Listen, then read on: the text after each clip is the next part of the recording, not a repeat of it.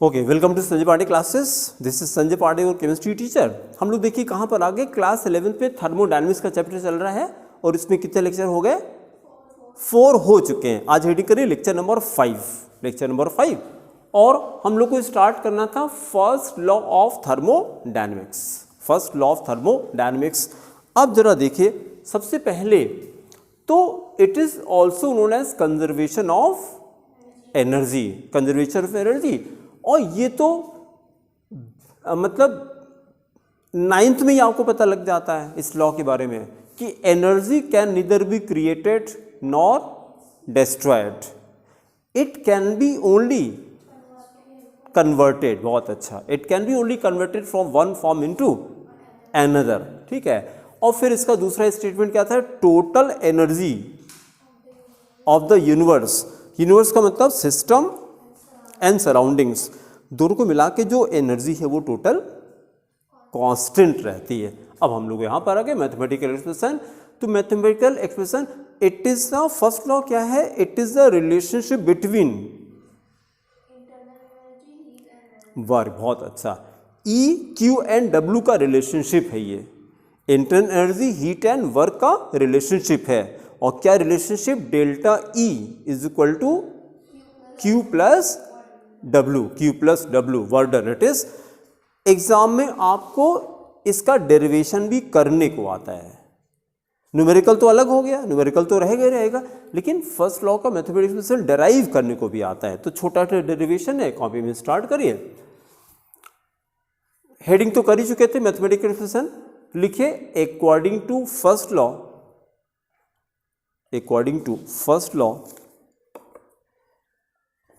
of thermodynamics, according to first law of thermodynamics, energy can neither be created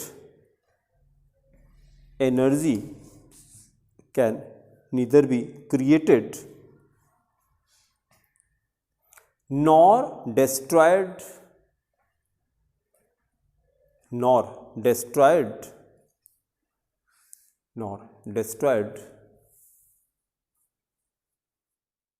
full stop.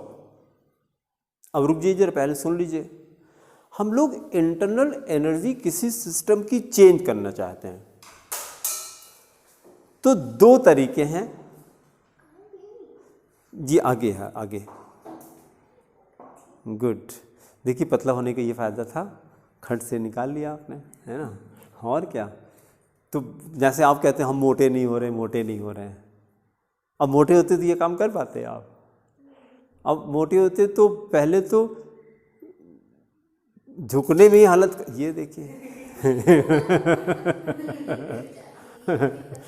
अच्छा कोई बात नहीं है ना। देखिए ज़्यादा weight itself it is a problem. धरती पे बोझ होना अच्छी बात नहीं है ऐसे वेट इतना बड़ा हुआ है धरती का, तो जितना कम वेट रखिए उतना अच्छा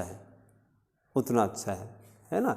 बॉडी के आपको काम कम करना पड़ेगा ज़्यादा, आपके हार्ट को काम करना पड़ेगा ज़्यादा, कम करना पड़ेगा। अच्छी बात है यार। ये जब से पैदा हुआ तब से बेचारा लव डब कर रहा है ना। और अभी तक उसको रेस्ट नहीं दिया आपने, तो कम से कम कुछ तो रेस्ट मिलेगा उसको। आपने ऑटोफेजी वर्ड सुना है? ऑटोफेजी नहीं सुना? ऑटोफेजिया नो। जापान को, और ये इंडिया का साइंस था जिस पे जापान ने नोबेल प्राइज लिया। ऑटोफेजी उसको कहा जाता है, फास्टिंग को कहते हैं। फास्टिंग, जब आप फास्टिंग मोड पे होते हैं तो आपकी हीलिंग कैपेसिटी बहुत ज़्यादा होती है, याद रखिएगा इसको। जब आप फास्टिंग पे होते हैं, जब आप डाइजेशन नहीं चल रहा होता बॉडी में, तो हीलिंग, कहीं चोट लगी बहुत तेज हील होता है। कैंसर को फास्टेस्ट रिकवरी करनी है, खाना बंद कर दीजिए, रॉ फूड पे आ जाइए, फास्टेस्ट रिकवरी होगी। कहीं चोट लगी, कोई प्रॉब्लम है बॉडी में, तो खाली रॉ फूड पे आ जाइए आप। जितना प्रोपोर्शन रॉ फूड का बढ़ाएंगे डिजीज उतना कम होनी शुरू हो जाएगी, अपने आप कम होने लगेगी, है ना। तो ये अच्छी बात है, ये दिमाग की मत रखा करिए कि हम मोटे हो जाएं, नहीं, बहुत अच्छा है, ऐसे बने रहिए, ज़िंदगी में बने रहिए। हमसे ही कितने लोग कहते हैं, तो हम कहते हैं अच्छा इधर रहिए, ये ऐसे करके दिखाइए ज़रा, तो इतने में तो बोल जाए उनकी ऐसे झुक के दिखाइए ज़रा, देख के कैसे होता है, तो हमके बहुत जल्दी मरने वाले हैं हमने बॉडी में फ्लेक्सिबिलिटी होनी चाहिए। हाँ, ये मोटे से हैं, क्या करेंगे अभी चलिए, इंटरनल एनर्जी दो तरह से चेंज कर सकते हैं, हीट के फॉर्म में, वर्क के फॉर्म में, और उसमें दो ऑप्शन है। Either work will be done by the system और ऑन द सिस्टम। और फिर हीट का दो मेथड बताइए, आइदर बाई एब्जॉर्प्शन और इवोल्यूशन। तो पॉजिटिव कब होगी हीट? जब एब्जॉर्ब करेगी, बहुत अच्छा, एब्जॉर्ब करेगी। उसी तरह से ये होगी, नेगेटिव कब होगी? जब रिलीज करेगी। फिर बताइए W positive? On the system, work done on the system. ठीक है, पहले चेंज करिए, फिर लिखिए the internal energy of a system, internal energy of a system can be changed, internal energy of a system can be changed in two ways, can be changed in two ways। फिर अगले step पे number 1, by supplying heat, by supplying heat to the system, by supplying heat to the system. Bracket में Q is equal to positive, Q is equal to positive, bracket close, और evolving heat from the system, और evolving heat from the system, evolving heat from the system. Bracket में Q is equal to negative, Q is equal to negative. फिर number 2 पे आ जाइए, work पे आ जाइए। Number 2, by work done on the system, by work done on the system. अब W क्या हो जाएगा? ब्रैकेट में W is equal to positive, W is equal to positive, then bracket close, और work done by the system, और work done by the system, work done by the system। फिर bracket पे लिखिए W is equal to negative, W is equal to negative. फिर para change करिए, right. Suppose initial energy of the system, suppose initial energy of the system, equal का sign लगाइए, is equal to E1, ये suppose कर लिया हमने, is equal to E1, capital E फिर 1, E1। Again para change, if Q quantity, Q inverted comma में करिए, if Q quantity, ऐसे, if Q quantity of heat, if Q quantity of heat is supplied, Q quantity of heat is supplied to the system, supplied to the system, then the internal energy of the system, then the internal energy of the system increases,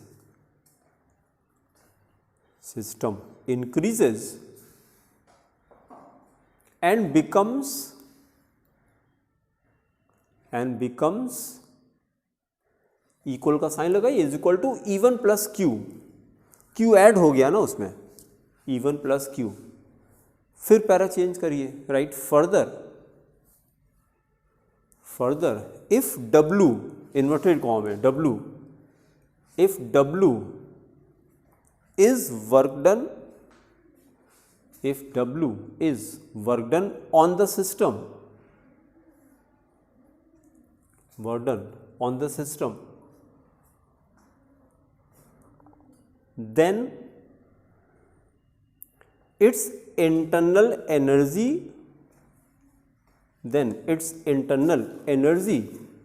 further increases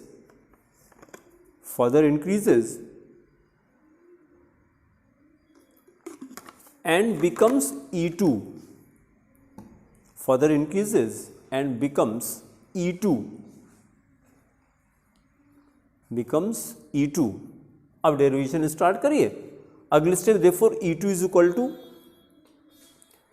E1 plus Q plus W, E1 plus Q plus W। इस E1 को हम लोग left पे ले आते हैं, तो ये हो जाएगा ना, और E2 minus E1 is equal to क्या हो गया, Q प्लस W। फिर इसी E2 माइनस E1 को हम डेल्टा E लिख रहे हैं, देन राइट, और delta E is equal to Q plus W, Q plus W। इसको बॉक्स में इनक्लोज करिए, then right, this equation is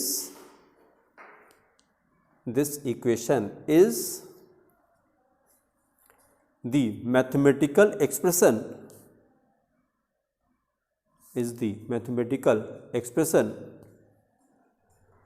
of the first law of thermodynamics, first law of thermodynamics। अच्छा, delta E is equal to Q plus W।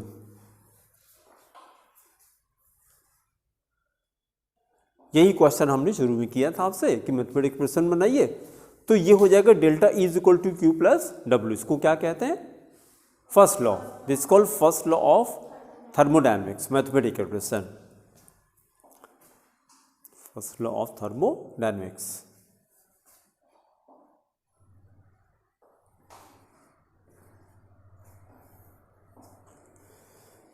Chewing gum से क्या nutrition मिलता है आपको? Any nutrition is given by chewing gum? नहीं, हमने जो question किया उसका आंसर बताइए। कोई न्यूट्रिएंट है इसके अंदर? हाँ, फ्लेवर इज अ न्यूट्रिशन। हाँ, न्यूट्रिएंट का मतलब कि protein, carbohydrate, fat, mineral, vitamin, fibre, water, इसमें से क्या मिलता है? तो इसका मतलब कि it is not a food. Mouth में केवल फूड जाना चाहिए। माउथ इसीलिए बनाया गया, फूड के लिए बनाया गया है, तो it is not a food. इसकी जगह पर कोई ऐसी चीज़ खाइए जो न्यूट्रिशन दे।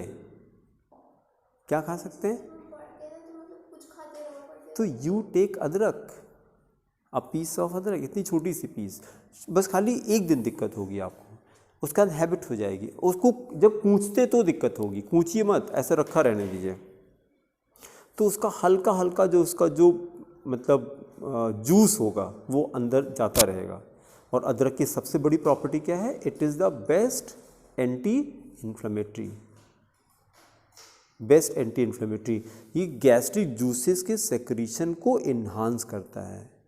ये अदरक जो होता है ये इंसुलिन को इन्हांस करता है, इंसुलिन का प्रोडक्शन बढ़ा देता है, तो डाइजेशन और अच्छा हो जाएगा। तो उसकी जगह पर ऐसी चीज़ अगर करिए कि जो न्यूट्रिशन देती हो, अदरक डालना शुरू करिए मुंह में। हाँ, है ना, शुरू में खाली दिक्कत होगी आपको, उसका आदत हो जाएगी। अदरक तो हमेशा जैसे पॉकेट में रहनी चाहिए सबके। जानते हैं क्यों? जैसे अदरक को ये कहा जाता है कि अगर किसी को हार्ट अटैक हुआ है, आप हार्ट अटैक को पोस्टपोन कर सकते हैं अदरक खिला करके। कुछ नहीं करना है, इतनी अदरक, इतनी साइज़ देख लीजिए। हाँ, क्योंकि हार्ट अटैक क्या होता है कि ब्लॉकेज होता है, खाली ब्लॉकेज होता है। और अगर बॉडी के अंदर नाइट्रस ऑक्साइड बन जाए, नाइट्रस ऑक्साइड बन जाए, नाइट्रस ऑक्साइड ब्लॉकेज को डिसॉल्व कर देता है नाइट्रस ऑक्साइड, और अदरक से बहुत जल्दी बनता है। तो क्या करना है आपको, अदरक ऐसे खिला दीजिए उसको, खड़ी अदरक। और कितनी, ये साइज़ है, साइज़ देख लीजिए ध्यान से, ये साइज़ है। हाँ, इसे बार बार कह रहे हैं साइज़ देखिए, साइज़ देखिए, ये नहीं कितनी सी खिला दी आपने, ये साइज़ हम कह रहे हैं। नहीं, उसको कूचना है, मुंह में रखना है, मतलब इतना खिलाइए कि उसकी आँख से आंसू आए। आंसू आ रहा है मतलब अंदर काम चालू हो गया। अब क्या होगा कि भाई अगर अटैक होता है तो क्या करते हैं, तुरंत लेके भागते हैं, तो ले जाने में कुछ टाइम तो लगेगा, उस बीच के लिए इमीडिएट रिलीफ मिल जाएगा आपको। आप लेके जाइए, जो करना है करिए, आप उस बीच में ये कर लीजिए, वहाँ तक जा तो सकें, नहीं है तो रास्ते में थे हो गए। भाई वहाँ पहुँचेंगे तब तो रास्ते में ख़त्म हो गए आप, और हिला डुला रहे हैं तो कुछ हो ही नहीं रहा, कुछ बचा ही नहीं है। तो अदरक खिला दे, हो सकता है वहाँ जा कर के वो फिट हो जाए, ये भी हो सकता है। ये हम लोग की जो डायबिटीज़ एजुकेशन की ट्रेनिंग चलती है उसमें ये सब क्लासेस चलते हैं, और कितने हम लोगों ने किए हैं इसको एक्सपेरिमेंट। ऐसा नहीं कि इसके साइंटिफिक एविडेंस है, ये नहीं कि बस ऐसे ही दादी जी बताई थी चल रहा है, ऐसा नहीं है। उसकी जर्नल में पब्लिश्ड होते हैं, सारे डॉक्यूमेंट्स होते हैं उसके। जिसको ज़रूरत है वो हमारे पास आए तो हम उसको लीगल डॉक्यूमेंट्स दिखाएंगे कि कहाँ कब हम लोगों ने एक्सपेरिमेंट किया, कितने पेशेंट पे एक्सपेरिमेंट किया, और उसको जर्नल में पब्लिश किया है, सब डॉक्यूमेंटेड है, और इंटरनेट पे है सारा, तो आप रिसर्च कर सकते हैं। ऐसा हवा में ऐसे बातें नहीं होती हैं, मतलब साइंस की केस में। और फिर किसी के हेल्थ से आप नहीं खिलवाड़ कर सकते ऐसे ना, कभी नहीं कर सकते, रिसर्च नहीं कर सकते कि ये जो हम आपको इन्फॉर्मेशन दे रहे हैं अदरक वाली इन्फॉर्मेशन। तो कितने सारे भाई उस कंडीशन में आप क्या करते हैं, कुछ नहीं करते, बस लेके हॉस्पिटल भागते हैं। कोई फर्स्ट एड तो करते नहीं, आप फर्स्ट एड नहीं करते, ठीक है। और करना क्या है, उस इंसान को दीवार के सहारे ऐसे करके बिठा सकते हैं, दीवार के सहारे, तो पीछे लुढ़केगा नहीं ना वो, और ऐसे तो लुढ़क जाएगा कहीं बिठाएंगे आप। ऐसे खिलाना है मेरे को उसको, अगर हार्ट की प्रॉब्लम है। नहीं, पहली बात तो देखिए, सबसे पहले क्या करते हैं, तुरंत लेटा देते हैं, कुछ भी हुआ लेटा दिया। अब थोड़ी सी साइंस अगर हम लोगों ने पढ़ी है, जब लेटाते हैं, कभी आप देखिए, ये ध्यान दिया आपने, जितने एथलीट होते हैं, जब वो किसी इवेंट के बाद या जब वो दौड़ते हैं, उसके बाद ऐसे करके रेस्ट करते हैं क्या? कभी रेचल ध्यान दिया? ऐसे करके रेस्ट करते हैं। जब इस पोजीशन पे क्या होगा, इस पोजीशन पे लंग्स ज़्यादा ओपन होते हैं। जब आप लेट जाते हैं तो फ्लैप बंद हो जाता है, तो ऑक्सीजन इनटेक कम हो जाएगा। जब कोरोना पेशेंट को ऑक्सीजन की प्रॉब्लम हो रही तो सबसे पहले स्ट्रेचर पे उसको लेटा देते थे, तो जो कुछ बची वो भी ख़त्म हो जाए। मीटर कैसे बढ़ेगा? ऑक्सीजन अगर उसकी सही हो गई तो फिर सिलेंडर क्यों लगाएंगे आप, पैसा कैसे मिलेगा? तो पहले ऑक्सीजन कम करिए उसकी, तभी तो पब्लिक पैसा देगी। दिखाएंगे, देखिए ऑक्सीजन लेवल कम हो गया, आपको क्या पता, हाँ भाई कम तो दिखा रहा है, और 10-5 उसमें लाइट जली, पों पों करने लगा, आप घबरा जाते हैं, अरे बचाओ इसको, जो करना है करो इसको। करना क्या है, आपको आगे झुकना है, पीछे नहीं। जब आप ऐसे होते हैं तो एयर ज़्यादा जाती है। भाई मैंने एग्जाम्पल दिखाया ना, कोई तो साइंस होगी कि एथलीट वो ऐसे रेस्ट करते हैं, ऐसे झुक करके, लेट के रेस्ट नहीं करते, दौड़ के आए कि लेट जाए, पहले लेटते नहीं हैं वो, ऐसे लंग्स ज़्यादा ओपन होते हैं इस तरीके से करके। तो कभी भी आपको ब्रीदिंग की प्रॉब्लम हो रही तो आगे करके और ऐसे लंबी लंबी सांस लीजिए, नोज से खूब लंबी सांस लीजिए, थोड़ी देर में आपको खुद ही डिफरेंस नजर आएगा, ऑक्सीजन अमाउंट बढ़ जाता है। नंबर 2, पीठ के बल लेटा के पेट के बल लेटाना है, पेट के बल लेटाना है। जैसे बच्चे सोते हैं, जब पेट के बल सोते हैं तो ऑक्सीजन ज़्यादा जाती है बॉडी में। तो मतलब पेट के बल से हाँ, सर वैसे ही सोते हैं। बहुत अच्छा है, तभी तो चमक रहे हैं आप। जैसे बच्चे सोते हैं, बच्चों को कौन साइंस बताता है? गॉड बताता है उनको, बच्चों को तो गॉड बताता है। बच्चे पेट के बल लेटना पसंद करते हैं। ऐसे ही नींद आती है सीधा। बहुत अच्छा, बहुत अच्छा है, बहुत अच्छा।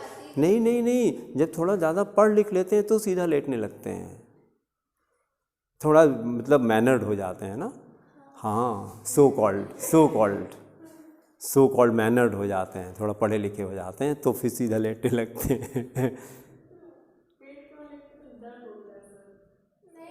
हम आपको प्रॉपर तरीका एक्सप्लेन करेंगे कि कैसे करना है ना। संडे को हम लोग करेंगे, उसको बताएंगे वो कैसे। ये छोटी छोटी चीज़ स्कूल को सिखाना चाहिए यार। अब एक बार आपकी हैबिट हो गई तो लाइफ लॉन्ग आप वही करेंगे।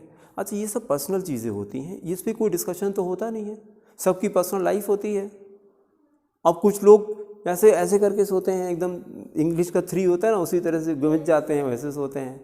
अब ऑक्सीजन जाएगी नहीं आपकी बॉडी में। ऑक्सीजन जाना भी चाह रही, किधर से जाए बेचारी, चारों तरफ से तो बंद किया आपने, बिल्ली की तरह लेटे हुए हैं। पेट के बल सोने से मतलब ऑक्सीजन कैसे अच्छे से पास हो सकती है? ज़्यादा, हाँ रीज़न है। अब किसी दिन अब वो लेट के आपको दिखाएंगे, अभी टाइम कम है, हम लोग किसी दिन एक्सप्लेन करेंगे, लेट करके दिखाएंगे। आप वीडियो बना लीजिएगा उसका, कि प्रॉपर साइंस का हम एक्सप्लेन करेंगे कि क्या हो रहा है, लंग्स पे क्या फ़र्क पड़ रहा है, ऑक्सीजन क्यों ज़्यादा जा रही है, आपको खुद ही डिफरेंस नजर आएगा उसी समय। तो उसको फॉलो करना शुरू कर दीजिए बस। अभी तो एक सिंपल रूल हमने बना दिया कि पीठ के बल नहीं लेटेंगे, करवट बदलते रहेंगे, ऐसा नहीं है कि एक पोजीशन में लेटे खुद ही दर्द होने लगता है, तो चेंज तो करते रहेंगे। लेकिन अगर आप पेट के बल होते हैं, जितने एनिमल्स हैं, ध्यान सुनिएगा, जितने एनिमल्स सब पेट के बल रहते हैं, खाली एक एनिमल को छोड़ के।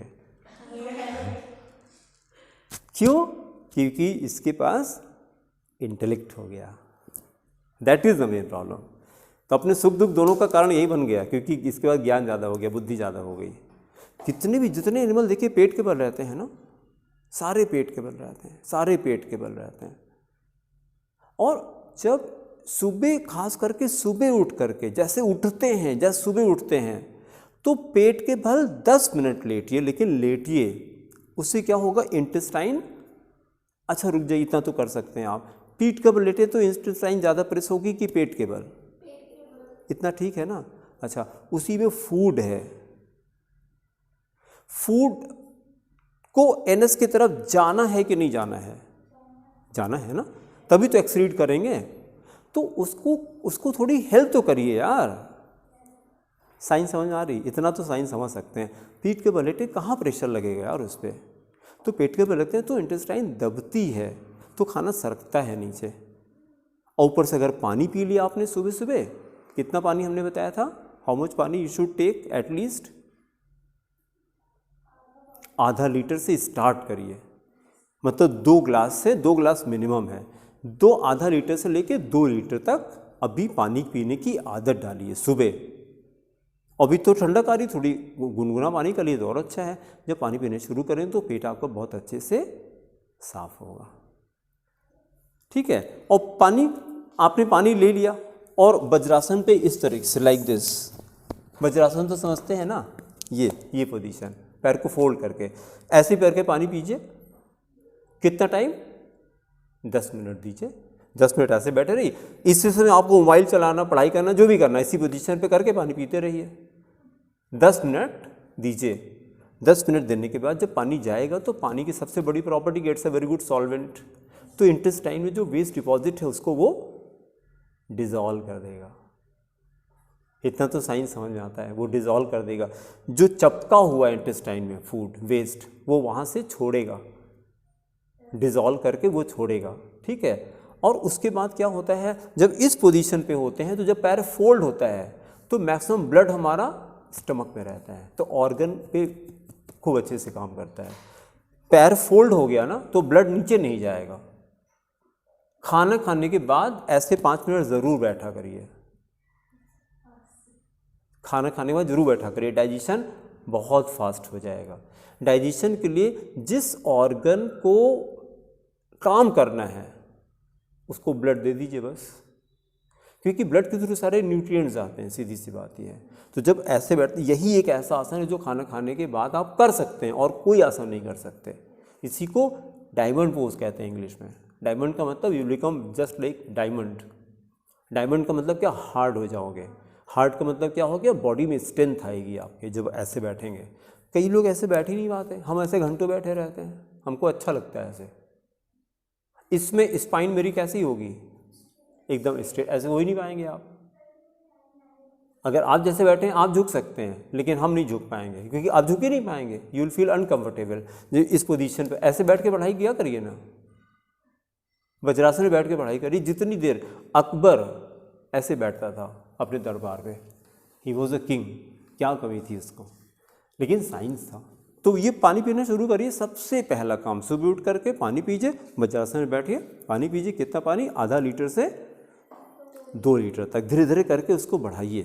जब पेट साफ होगा, अब उसके बाद आप पढ़ाई करिए, कुछ करिए, मन बहुत अच्छा प्रसन्न रहेगा। जब बॉडी फिट रहती है तो फिर सब कुछ अच्छा लगता है। ठीक है, चलिए, delta is equal to Q plus W. अब हम लोग न्यूमेरिकल पे आते हैं। पहले हेडिंग करी important conclusions, important conclusions from the first law. अभी इर्तिका बाहर से देख रही थी कि वो ये यहाँ कहाँ बैठे हुए हैं समझ गई होगी वो, है ना। Important conclusions from the first law of thermodynamics. First law of thermodynamics, first right delta E is equal to Q plus W. Delta E is equal to Q plus W. फिर पहले कंक्लूजन लिखिए, number 1, for an ideal gas, for an ideal gas, for an ideal gas undergoing isothermal change,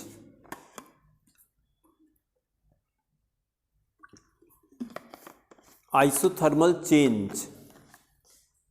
अच्छा देखिए, ये isothermal change है कि नहीं, bracket में delta is equal to 0। Is it isothermal change? कैसे, कुछ रिकॉल करिए। आइसोथर्मल में क्या हो रहा था, डेल्टा टी 0 था, and if delta T is 0 तो डेल्टा ई इज 0, ये लिखा। तो ब्रैकेट पे डेल्टा ई 0, अगर इसमें डेल्टा ई 0 कर दें, therefore Q is equal to minus W हो जाएगा। इसी में डेल्टा ई अगर 0 कर दिया तो ये हो जाएगा ना, Q is equal to minus W. अब एक फॉर्मूला हमको मिल गया, इसे भी क्वेश्चन करेंगे हम लोग। फिर सेकेंड कंक्लूजन लिखिए, if the work is PV work, pressure volume work, if work is PV work, then work done by the system, then work done by the system during expansion, अब नीचे derivation पे आ जाइए, W is equal to minus P delta V. Expansion का formula है ना, W is equal to minus P delta V. अगले step पे आइए, delta E is equal to Q plus W, first law, delta E is equal to Q plus W. इसी में ला करके W की वैल्यू रख देते हैं, तो ये हो गया delta E is equal to Q minus P delta V. W की वैल्यू हमने रख दी माइनस पी डेल्टा वी। फिर Q को लेफ्ट पे ले गए, therefore Q is equal to delta E plus P delta V. इसको बॉक्स में इनक्लोज कर दीजिए। ये एक क्वेश्चन मेरा तैयार हो गया, और यहां पे लिखे Q is heat absorbed. Q is heat absorbed, मतलब हीट एब्जॉर्ब कितनी होती है, तो it is equal to delta E plus P delta V, ये total heat absorb of the system है। ठीक है, फिर थर्ड करिए और वेरी इंपॉर्टेंट मार्क करिए, if work is carried out, if work is carried out at constant volume,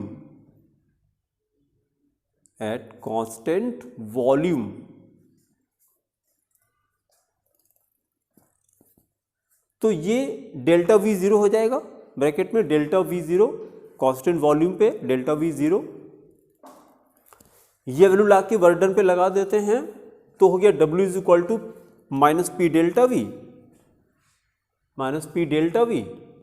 और delta V zero हो गया is equal to minus P into zero, तो W जीरो हो गया। फिर ला के फर्स्ट लॉ में इसको रख दीजिए, delta E is equal to Q plus W, delta E is equal to Q plus W, W की वैल्यू जीरो कर दीजिए, तो delta E is equal to Q, हाँ प्लस जीरो, और right delta E is equal to Q V, Q को हमने Q we कर दिया। लास्ट वन पे थोड़ी सी बात हुई थी इसकी ना, इसको बॉक्स में क्लोज करिए, where Q V is the heat absorbed by the system, QV is the heat absorbed by the system at constant volume,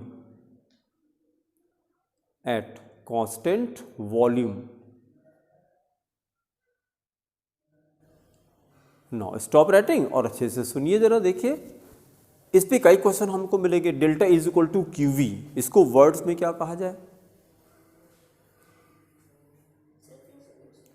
हमने कहा delta E is equal to Q V, इसको वर्ड्स में explain करना है कि ये क्या है, ये what is the meaning of this expression.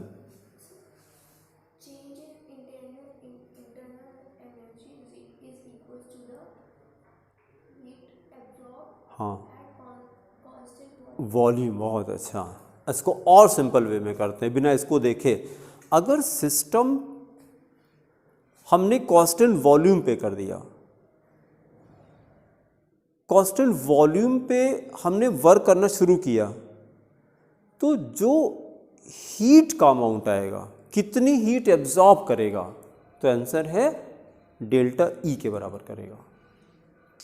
Eight constant volume heat absorb by the system is equal to internal energy change.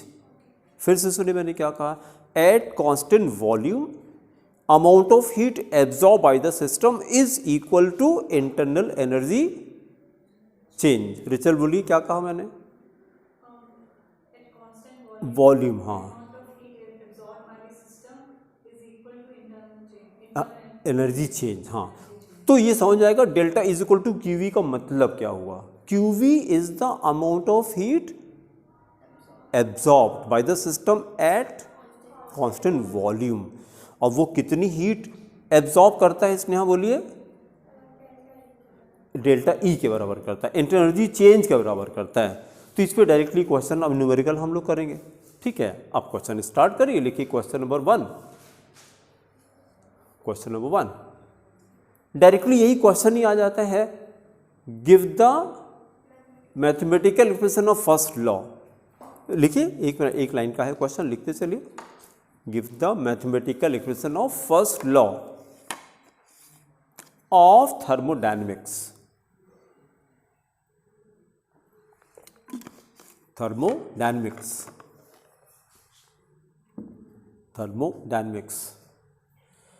देखिए, बोर्ड्स का क्वेश्चन है 98 का।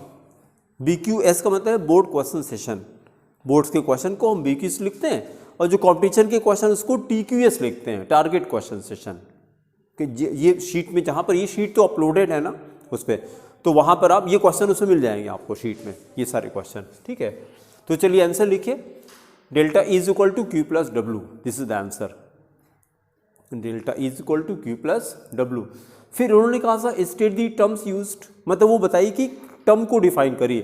तो delta is called change in internal energy, Q is called heat absorb by the system, W is burden on the system. Bye the system हो जाएगा तो minus W हो जाएगा फिर वो। हाँ बोलिए, तो बोलिए, आपके चेहरे से पता लगा you want to say something. अच्छा, क्योंकि पढ़ाते रहते हो, आपका चेहरा देखते रहते हैं, आईज बता देती हैं, आईज बताती हैं कि आपको समझ में आ रहा है कि नहीं आ रहा है। पढ़ाते कम है, आपका चेहरा ज़्यादा देखते हैं क्योंकि इतने दिन हो गया पढ़ाते, रट गया है सब अंदर डेटा है, तो अब रिसर्च करते रहते हैं कि क्या करेंगे डेटा ट्रांसफ़र हो जाए, डेटा ट्रांसफ़र हो जाए। तो दिमाग पढ़ाने में कम लगाते हैं, डेटा ट्रांसफ़र कैसे हो उसमें दिमाग लगाते हैं, क्या करें कि वो ट्रांसफ़र हो जाए डेटा। और इसलिए चेक भी करते रहते कितना ट्रांसफ़र हुआ, क्योंकि भाई अब उसमें बहुत सारी चीज़ें जा रही होती है ना दिमाग के अंदर एक साथ, सारा यही तो थोड़ी जाता है। 1 मिनट में आप यहाँ बैठे रहते हैं, कहीं और पहुँच जाते हैं, फिर यहाँ बुलाना पड़ता है, आ जाइए यहाँ आ जाइए, सेकेंड लॉ बताइए अब क्या होगा फिर, है ना। अच्छा चलिए, ये भी चाहे तो नोट कर लीजिए, एक एक लाइन लगेगी। Where delta is equal to, where delta is equal to change in internal energy, change in internal energy, change in internal energy. फिर Q is equal to heat absorb by the system, heat absorbed by the system. और फिर W क्या हो गया, work done on the system, work done on the system. चलिए फिर दूसरा question करिए, लिखिए 10 डेसीमीटर क्यूब, ये डेसीमीटर क्यूब क्या होता है, 1 decimetre cube is equal to 1 litre होता है। पेज के ऊपर 4 अलग से लिख लीजिए, 1 DM cube is equal to 1 litre, तो इसको 10 लीटर भी कह सकते हैं। तो 10 decimetre cube of a gas at 300 kelvin and 100 kilo pascal, pascal is the unit of pressure, pressure. 10 decimetre cube of a gas at 300 K and 100 kPa, kilo pascal, kPa pressure, kilo pascal pressure, absorbs 100 joule of heat, absorbs 100 joule of heat at constant volume, at constant volume। Constant volume को underline कर लीजिए, इसी पे question ही है, इसलिए मैंने उसको bold कर दिया, full stop. What is the work done, what is the work done by the gas, work done by the gas and change in internal energy of the gas, internal energy of the gas। हाँ, पहला question क्या था, work निकालना था। Work 0 कैसे हुआ, isochoric process है, constant volume पे डेल्टा वी 0 होता है। अगर डेल्टा वी 0 हो गया तो W is equal to minus P delta V, तो 0 हो जाएगा वर्डन। लिखिए, आंसर लिखिए, at constant volume delta V is equal to 0, at constant volume delta V is equal to 0। Therefore work done W is equal to, plus होगा minus होगा, हाँ देखिए question में देखिए, इसका क्या मतलब होता है, ये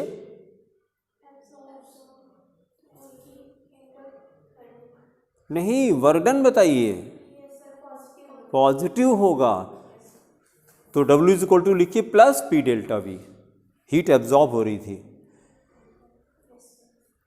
फिर डेल्टा V जीरो कर दिया हमने, P इंटू जीरो, तो फिर जीरो हो गया, वर्डन जीरो हो गया, वर्डन जीरो हो गया। तो पहला क्वेश्चन हमसे इन्होंने कहा था कि वर्डन बताइए, तो वर्डन जीरो हो गया। दूसरा क्वेश्चन क्या है? हाँ बोलिए। हाँ, डेल्टा ई निकालना है।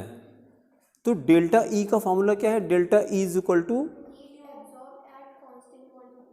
हाँ हाँ, ये दो तरह से कर सकते हैं, या तो अगर कांस्टेंट वॉल्यूम दिया तो हम डायरेक्टली कर सकते हैं delta E is equal to Q V, एक ये हो गया, या कह सकते हैं थोड़ा कहानी सुना के करेंगे, delta is equal to Q plus W, W zero है तो delta is equal to Q, Q हो गया, दोनों एक ही बात है। ठीक है, तो लिखिए at constant volume, at constant volume delta E is equal to Q V. चाहे ये कहानी सुना दें या डायरेक्टली लिख दें, delta E is equal to Q V, ये होता है ना कांस्टेंट वॉल्यूम पे डेल्टा ई। अभी तो हम लोगों ने कहा था ना, जब रेचल से मैंने क्वेश्चन किया था तो यही तो एक्सप्लेन किया था ना, delta is equal to Q V. ये कब होता है? जब वॉल्यूम कांस्टेंट होता है। जब वॉल्यूम कांस्टेंट होता है तो जो हीट एब्जॉर्ब होती है वो उसके डेल्टा ई के बराबर हो जाती है। ठीक है, तो इस क्वेश्चन में क्या चीज़ दिया है, कॉपी मत देखिए, बिना कॉपी देखे बताइए, what was given in the question. हाँ, क्यू दिया था, क्यू दिया था और क्या क्या निकालने को कहा था? वर्डन, हाँ डेल्टा ई पूछा था, तो वर्डन जीरो हो गया। क्यों हो गया? क्योंकि आइसोकोरिक प्रोसेस था, डेल्टा वी जीरो हो गया, तो पी डेल्टा वी तो जीरो हो गया वो। फिर डेल्टा ई हमसे पूछ रहे हैं, तो delta E will be equal to Q V. Q is given the question, Q कितना दिया था क्वेश्चन? 100 जूल, वही आंसर हो गया। तो लिखिए फिर delta E is equal to Q is equal to 100 joule, ये आंसर हो गया 100 जूल। अब दूसरा क्वेश्चन है, इसमें आपकी पीएच वैल्यू चेंज होगी, दिमाग लगाना पड़ेगा ना। तो पीएच वैल्यू चेंज का मतलब क्या? मतलब आप जब सोचेंगे, जब कुछ सोचते हैं तो पीएच वैल्यू चेंज होती है बॉडी की कि नहीं? जब आप सोचते हैं खूब ज़्यादा तो ज़्यादा एक्सेल करेंगे कि कम एक्सेल करेंगे? हाँ, जब ब्रेन खूब सोच रहा है तो ब्रेन में ग्लूकोज ज़्यादा खर्च हो रहा है, बर्न हो रहा है। जब बर्न करेगा तो CO2 ज़्यादा बनेगी ना, ज़्यादा बनेगी तो ज़्यादा CO2 निकलेगी। जब ज़्यादा CO2 निकलेगी तो सारी CO2 बन तो गई बॉडी में, लेकिन पूरी नहीं निकल पाती है, कुछ पानी में अंदर डिज़ोल्व हो जाती है। डिज़ोल्व होती कार्बोनिक एसिड बना लेती है, जो कार्बोनिक एसिड बनाती है तो बॉडी में एसिड का अमाउंट बढ़ जाता है। एसिड का अमाउंट बढ़ जाता है तो पीएच वैल्यू कम हो जाती है। इसको रटिएगा कि जब पीएच वैल्यू हमारी बॉडी की कम होती है तो ये अच्छी बात है कि बुरी बात है? ये बुरी बात है। इसी समय बैक्टीरिया वायरस आएंगे बॉडी में, तो बॉडी को अल्कलाइन रखना है ना। तो मैंने कहा है कि अभी आपकी पीएच वैल्यू चेंज होने वाली है क्योंकि आप सोचेंगे तो पीएच वैल्यू चेंज होगी, है ना। तो जब चिंतन करते हैं तो पीएच वैल्यू, जब चिंता करते हैं तो पीएच वैल्यू, हाँ, चिंतन करने से बढ़ती है। चिंता और चिंतन दोनों अलग अलग चीज़ें हैं, है ना। चिंता क्या होता है? टेंशन है, जो आपके हाथ में नहीं उसके बारे में सोचना, इसको चिंता कहते हैं। और जो आपके हाथ में है उसके बारे में सोचना। भाई नंबर, अगर आप किसी तरह से नंबर खराब आ गया, अब आपके हाथ में है कुछ, तो अब इसको चिंता कहेंगे, उसके बारे में सोच रहे हैं। हाँ, आपको क्या करना है, आगे जो एग्जामिनेशन होना है उसके बारे में करिए, इसको चिंतन कहते हैं कि आज से 10 क्वेश्चन करेंगे यार रोज, ये चिंतन करिए। चलिए क्वेश्चन लिखिए, बहुत अच्छा क्वेश्चन है। लिखिए 10 moles of N ideal gas, 10 moles of an ideal gas at 27 degree C, 27 degree C and 10 atm pressure, and 10 atm pressure, 10 atm pressure occupying a volume of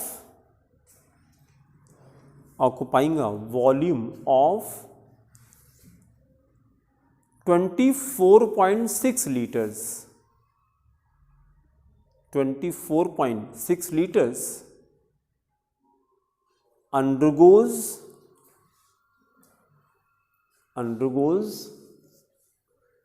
following transformations, undergoes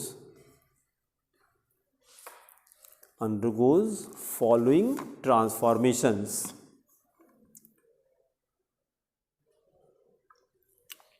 अभी लिखना बंद करिए और copy में देख के बताइए अभी तक क्या दिया गया ना। टेम्परेचर के पहले 10 मोल गैस थी, 10 मोल्स गैस थी, उसको हमने 27 degree C and 10 ATM pressure पे क्या किया?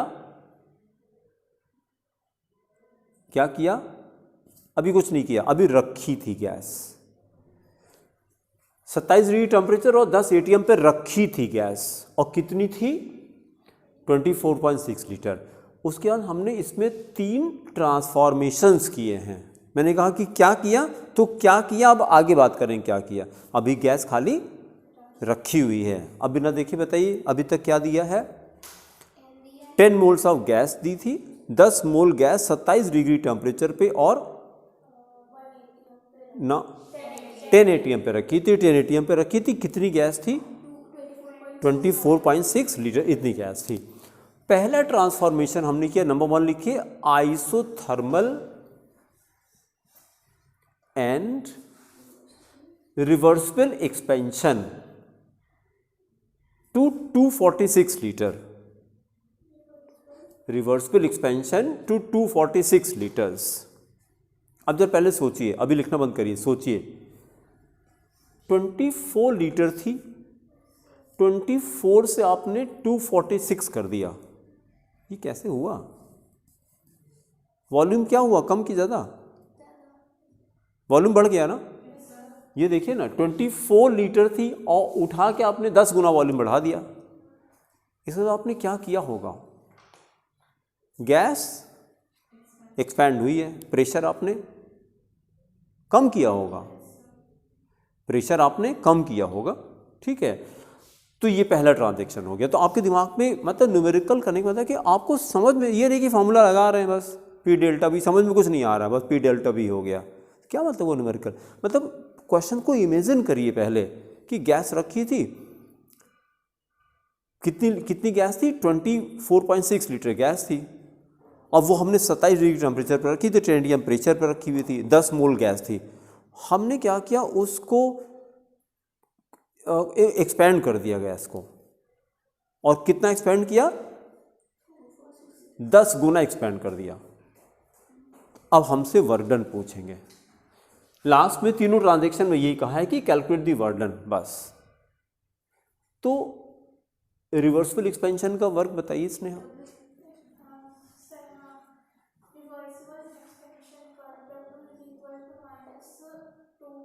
बहुत अच्छा, बस यही सुनना चाह रहे थे। 2.303 NRT log V2 upon V1, क्योंकि 2 वॉल्यूम दिया है तो ये फॉर्मूला हो जाएगा। चलिए दूसरा ट्रांजैक्शन लिखिए, isothermal irreversible expansion, isothermal irreversible expansion to 246 litre. फिर उतना ही वॉल्यूम हुआ, लेकिन प्रोसेस हमारा इरिवर्सिबल हो गया। अब रेचल बताइए जरा, इरिवर्सिबल एक्सपेंशन का वर्क बताइए। इरिवर्सिबल एक्सपेंशन का वर्क बताना है आपको। 4 वर्क थे ना, 4, उस दिन आपने चारों बताए थे, 4। इकरा थोड़ी हेल्प करिए रेचल की। इरिवर्सिबल एक्सपेंशन,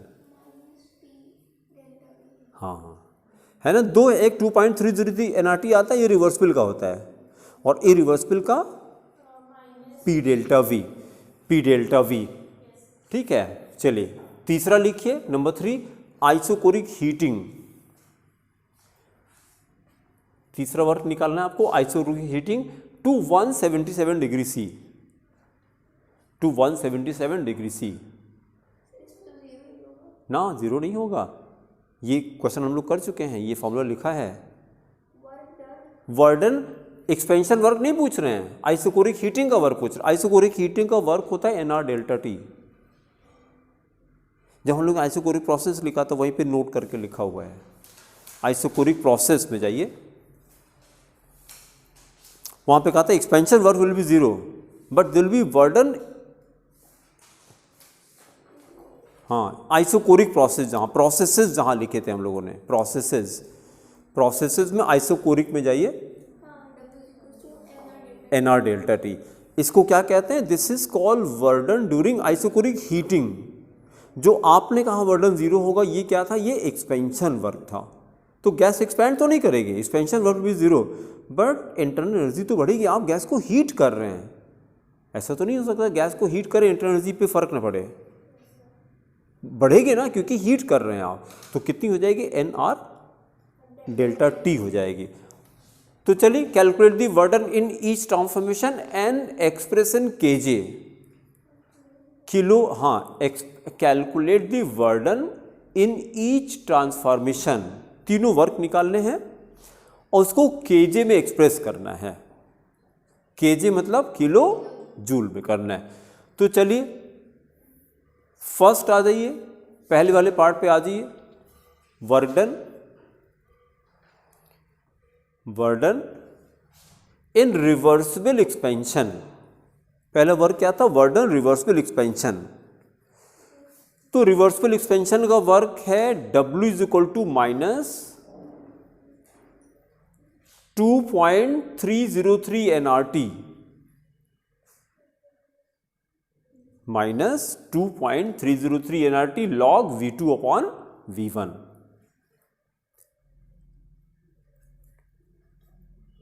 तो वैल्यू रखते हैं, माइनस 2.303, एन की वैल्यू है 10 मोल दिया था। अच्छा, आर की वैल्यू रखनी पड़ेगी। आर की वैल्यू कितनी होती है? हाँ, ये इसकी यूनिट क्या होती है? लीटर एटमॉस्फेयर में। जब इसको जूल में करते हैं तो 100 1.3 से मल्टीप्लाई कर देते हैं तो वैल्यू आती है 8.314। तो यहां लिख करके और यहां ब्रैकेट में भी आर की वैल्यू लिख लेंगे हम लोग। पहले लिखे इंटू 8.314। टेम्परेचर 27 डिग्री था ना, केल्विन में कन्वर्ट किया तो 300 हो गया। लॉग V2 246 था और V1 था 24.6। अब यहां ब्रैकेट में R इज इक्वल टू लिख लीजिए, R is equal to 8.314 joule J. R is equal to, यहां ब्रैकेट पे लिखिए, ये जो वैल्यू लिखी हम लोगों ने, क्योंकि R की वैल्यू पहले लिख चुके हैं हम लोग, लेकिन वो थी लीटर एटमॉस्फेयर में। यहां पे इन्होंने साफ साफ कहा था ना कि एक्सप्रेशन केजे, तो जूल में चाहिए। अभी इसको हम 1000 से फिर डिवाइड करेंगे केजे में कन्वर्ट करने के लिए। तो पहले जूल में वैल्यू लिखा हमने, आर की वैल्यू जूल में 8.314 होती है, तो यही ब्रैकेट में यहां पे लिखे R is equal to 8.314 J joule. और जो पहले आपको पता था वो क्या था? 0.0821, वो लीटर एटमॉस्फेयर में वैल्यू थी। तो धीरे धीरे करके लर्न करना शुरू करिए। चलिए सारी वैल्यू रखते हैं। तो अब तो ये घर पे आपको कैलकुलेट करना पड़ेगा। आप यहां तक आ जाइए, इज इक्वल टू माइनस 57,441 जे। जब इसको सॉल्व करेंगे तो आएगा 57,441 जूल। फिर इसको हमने 1000 से, क्यों? किलो जूल में करने के लिए। फिर अगले स्टेप ये है 1000 से डिवाइड करिए, इज इक्वल टू माइनस 57,441 नहीं 57.441 केजे हो जाएगा जब 1000 से डिवाइड करेंगे तो किलो जूल में आ गया। ये पहले पार्ट का आंसर हो गया। तो पहले पार्ट का वर्क कितना आया, माइनस 57.441 किलो जूल। और ये नेगेटिव साइन क्यों आ रहा है ना? हाँ, क्योंकि गैस एक्सपैंड हुई है, क्योंकि गैस एक्सपैंड हुई। अगर ये कंप्रेस होती तो प्लस हो जाता, बस और कुछ ना होता, खाली प्लस हो जाता। ठीक है, दूसरा वर्क डन निकालिए।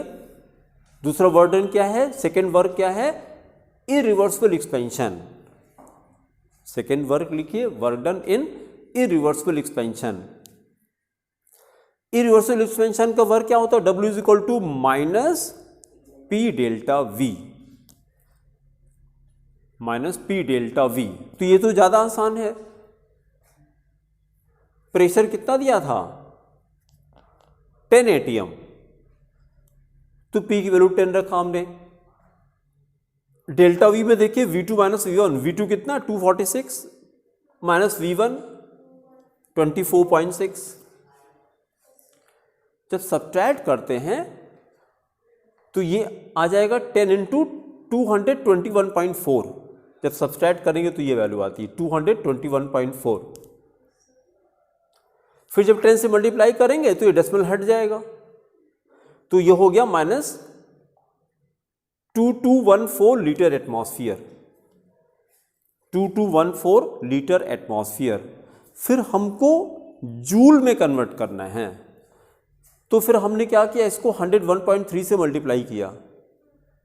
फिर आगे लिखिए माइनस 2214 इंटू 101.3, ये जूल हो गया। अब फिर केजे में कन्वर्ट करने के लिए 1000 से डिवाइड कर दिया। फिर अगले स्टेप पे कर दीजिए, is equal to minus 2214 into 101.3 divide by 1000 divide by 1000। तो अब फाइनल आंसर हमारा हो गया W is equal to minus 224.27 224.27 kJ. ये सेकेंड पार्ट का आंसर हो गया। फिर देखिए W माइनस आ रहा है, तो ये क्या, एक्सपेंशन है, अभी भी एक्सपेंशन।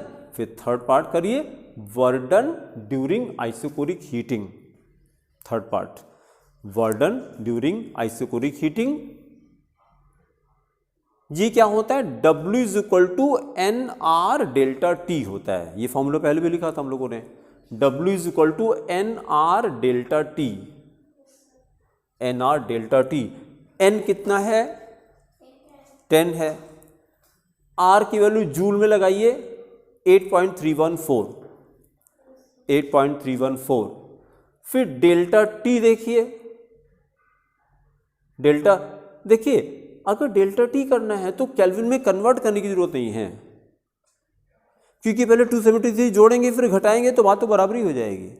जब डेल्टा निकालना होता है, मैंने कर दिया, यहाँ पे करने की जरूरत नहीं है, आप डायरेक्टली टेम्परेचर को घटा सकते हैं। तो जो डेल्टा T आएगा वो आएगा 150, डेल्टा T की वैल्यू रखिए 150। फिर मल्टीप्लाई करते हैं तो ये वैल्यू आती है 12,471 जूल, 12,471 जूल। फिर 1000 से डिवाइड कर दीजिए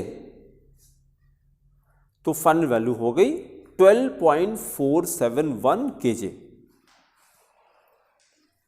12.471 केजे, किलो जूल। ठीक है, बस आज इतना ही करी, फिर कल हम लोग कंटिन्यू करेंगे। Thank you.